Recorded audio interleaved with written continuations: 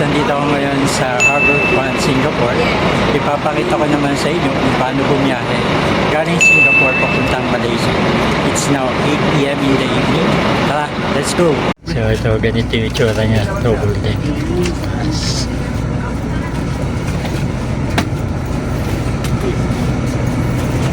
Ito guys, paalis na kami dito sa Harbourfront. It's now 8:30 in the evening.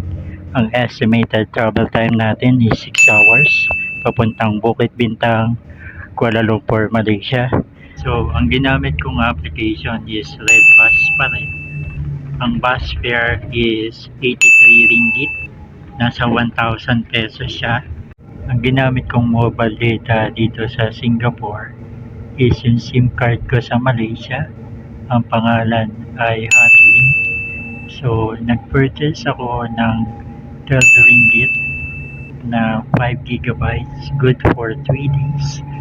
Nagpunta lang ako sa settings ng phone ko at tinurn on ko yung roaming at gumana siya dito sa Singapore para sa mobile data.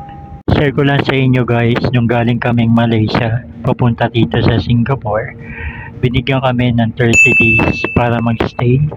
Kahit 2 days lang kami nagstay dito sa Singapore.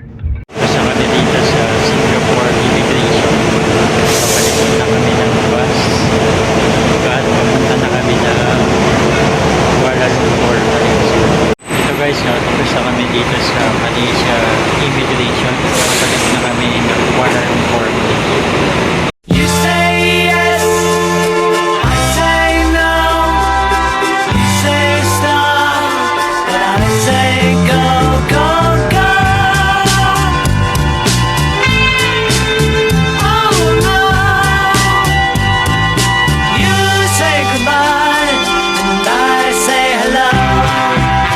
Hello, hello. I don't know why you say goodbye, I say hello.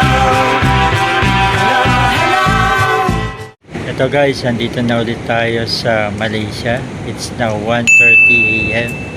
Ito na mag-e-end yung vlog natin. I'll see you in my next video. Thank you for watching. You say goodbye, and I say hello.